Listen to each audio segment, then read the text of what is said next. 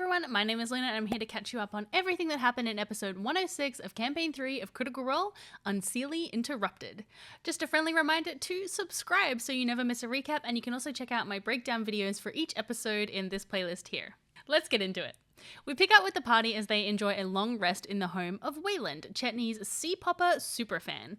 The group decide to see if they can convince Ira to join them for their infiltration to the Unseelie, so Imogen sends him a message. Long time no see. Heading to the Unseelie court. They may be working with your favorite person. Care to join us? It'll be fun. Okay, good. That's good. That's real good. Promising That's really a good time. That's the hook. Yes. We can already tell there's a response because Matt's making the face. Chetney. Are you pooping? Oh, it's so hard. You having a movement? Yeah. Are you pooping? You pooping? 25%. Doesn't take long for that dark, odd, fey voice to slightly slither back into your mind. Glad to see you're still alive. I've been keeping a low profile on Craveris. But if you want me to join, let me know where I'm most useful. They decide to meet Ira at Nana Mori's because it is a relatively safe place, but also because Nana and Ira apparently have history, and so the group are keen to see how they'll react to one another. Before they go to sleep, Fearne visits Wayland to ask if she can buy the egg from Chetney's Oblivion collection. Literally the only gold that I have in my pocket. I have 69 gold pieces.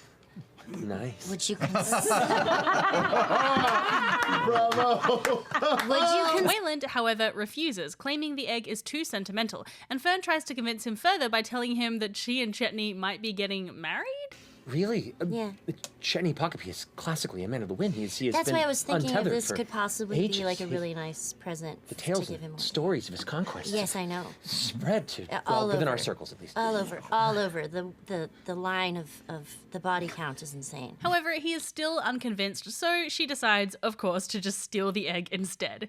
She opens the cabinet that it's in, and as soon as she tries to take the egg, a trap pops up, trapping her hand, and she has to call Wayland to come free her.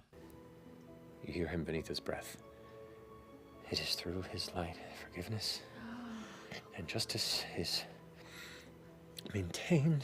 It is through his light forgiveness and justice is maintained. And he kind of steps forward, the shadow just obscuring the top of his face as he looks up. Not a problem. I can get you out of that. Lickety-split. Fearne then apologizes and goes to bed, eggless. In the morning, Wayland cooks everyone a fairly standard breakfast, except for Chetney, who gets a special gourmet meal, and Fearne, who gets a stale biscuit. As they say their goodbyes, Chetney gifts Wayland a carved wooden peacock, and he is absolutely overwhelmed. They head off to meet with Keyleth to inform her that they are traveling to the Feywild. She offers them some gold from the Zephyr War Fund so that they can stock up on potions, but they decide to go shopping after they return from the Feywild, so they just hang on to the money for now. Braius, however, says that he will not need any potions since his god will protect him, prompting Dorian to ask if Braius is considering serving the Platinum Dragon since acquiring the armor Truthbearer from Highbearer Vord. Braius replies, Perhaps the next time we go into battle, I'll reach out to one or the other and see who offers me the most protection. Ooh, a bidding war. Why not both? Make them work for me. The group then discuss why you can't worship two gods, and Matt says that it's okay if you split your faith in general, but if you're committed to the point where you're getting powers and whatnot from your god, they expect your full commitment. Keyleth then opens a portal through a tree to the Fey realm and they step through. Fearne leads them to Ligament Manor, where they are greeted by Nana, who is delighted to see them all again. Fearne introduces Dorian. Oh my. Incredible musician. You are beautiful. Please, let us give you kisses, sweet one. She pulls the hand forward to her. Oh, God.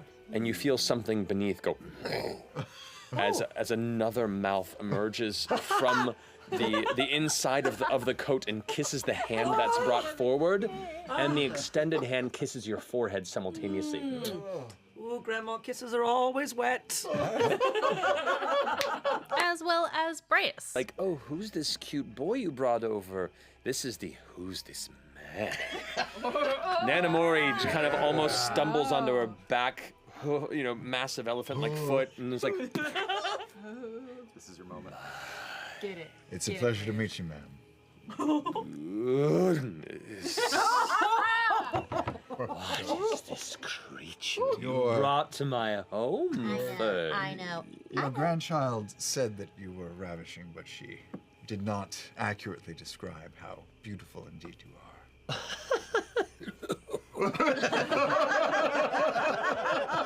The group head inside and Chetney tells Nana of the sea poppers and gives her a bit of Ruidus glass from the moon, which she is quite impressed with. Lordna also shows her the alien she has in a jar, which Nana really wants to keep, but Fearne says no. They then tell her that Ira is on the way. He asked about you last time we saw him. What did he say? What did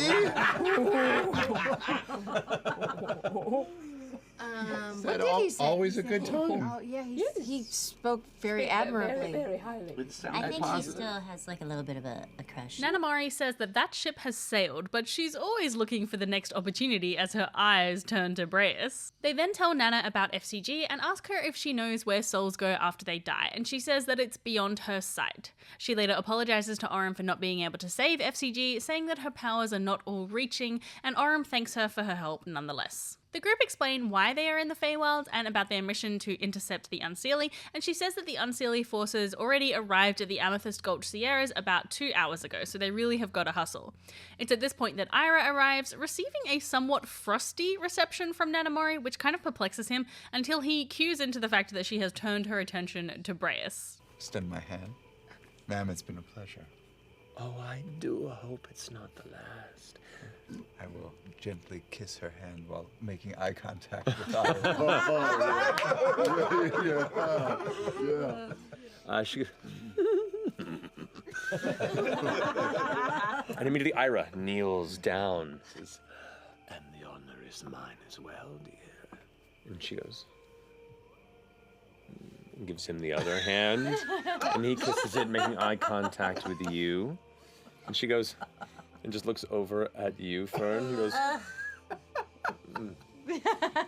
I can't even tell you how many times this used to happen. The men, the women, everybody who would just be down the stairs wanting Nana's love. Pate flies off and gets on the knee.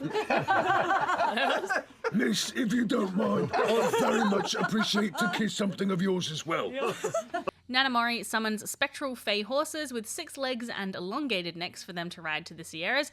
Fearne roughly knows the way as she snuck away from home once with her friends and ended up there. you were out and about, trying to just spread your legs a little bit. Spread your wings. I mean, fine, you're right. I was spreading those legs all over town.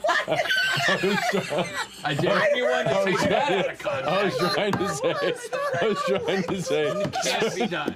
Can't be done. Stretch! Stretch your legs! Spread your wings! No, they both collided. They both. Just the scissoring of wings and legs. Just going out there and sowing your wild pussy. God damn it. Before they leave, Fearne's mother Birdie comes over to say hello. Unfortunately, they don't get to spend much time together since they're in a hurry, but Fearne says she hopes that they'll be able to spend some time together when she returns. Birdie then gives her a necklace made from the shattered weave lens that Ashton broke back in episode 31, and the group sets off. After about an hour's travel, they arrive at Pravenir, an abandoned city that was once the home of an artistic Seelie community until a mass poisoning event, an event which Chetney managed to witness through grim psychometry. And as you kind of reach over to touch it, you see them on the ground, their eyes just glazed over with blood pouring from their mouth and nose and ears in the middle of their eyes as it all begins to seep back in. And as it all pulls in, they convulse, the foam pulling back in until they stand back up, catch themselves looking around, and others around are coughing too and reaching for each other. And then they start walking back and smiling. And they go video, man. and they take the hand of a little boy and kind of brush something into his hair. And they both walk back, and they take an apple from the kid and put it back on a nearby tree. The vision continues, showing the person returning to their home and spitting out some tea into a mug, tea made with water which Chetney can feel is the source of the poisoning. Oram darts up onto a wall surrounding the city and spots a group of unseelie figures travelling through and heading towards a beautiful, overgrown temple with multiple towers on the other side of the town. Imogen casts a telepathic bond so that they can all communicate, and the group splits up. Imogen, Chetney, Dorian, and Ira all turn invisible and head down into the city, while the rest start moving around on top of the outer wall. Laudna then sends Pate to follow a hawk that kind of flew overhead that they were a bit worried was actually connected to the unseelie court, as the group continue to make their way through the town. Pate sees 3 of the unseelie entering the temple, 3 hiding in the surrounding scenery, and 2 standing guard at the temple entrance. There is also a hound-like creature with a human face. Ew. No, thank you. The party reunites again near the temple, and Chetney casts Arcane Eye, sending it into the building, where he sees these 3 unseelie figures inside waiting, and Sorrow Lords Athuda and Ludinus arriving. Gloamglut also arrives shortly after. They try and work out what to do and eventually decide on taking out the sentries around the outside, hoping to then find a way to destabilize the talks inside by attacking or destroying the temple, and potentially pretending to be part of the Vanguard forces. Ira takes out the first sentry. The guy up in the tree who's sitting there.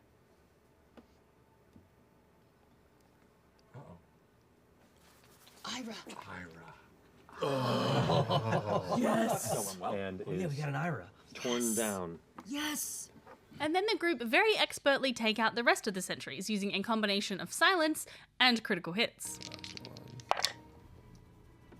2 natural 20s. And I'm gonna psychic lance him. Okay. He goes and pulls his blades out, like these 2 hooked short swords, and then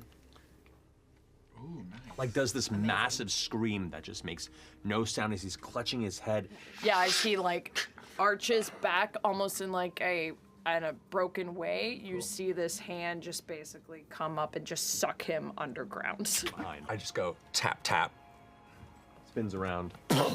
So I slash right up along his front and up along the neck and watch him sort of go in place, rigid, and then the second I just jam the sword as hard as I can in, and he flies, and it hits and As well as Charm Monster.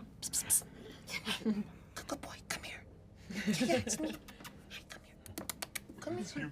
Do so good. It just has like these thick jowls, like kind of like.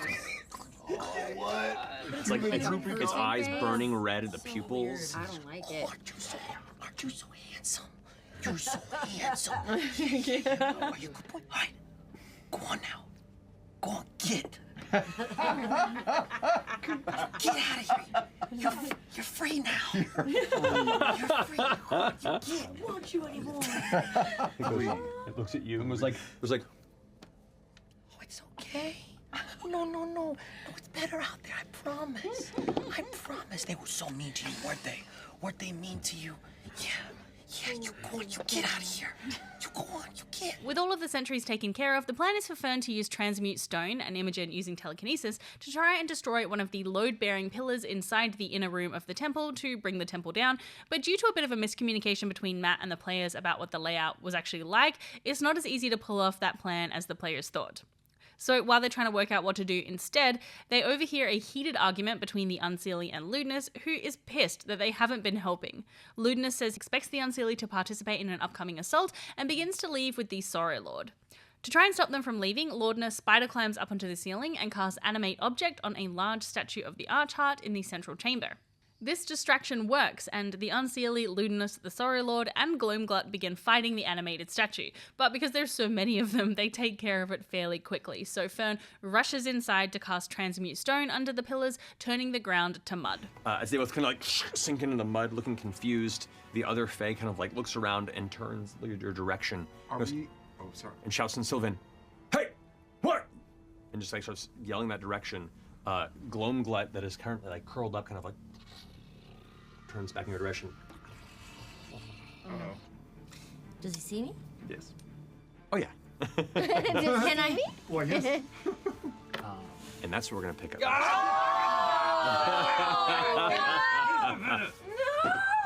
We're made. So, will Bell's Hells be able to pull off any kind of deception to destabilize these talks now that Fearne has been spotted, or will they just end up in a big old fight with the heavy hitters Gloamglot, Zathuda, and Snowcone Ludinus?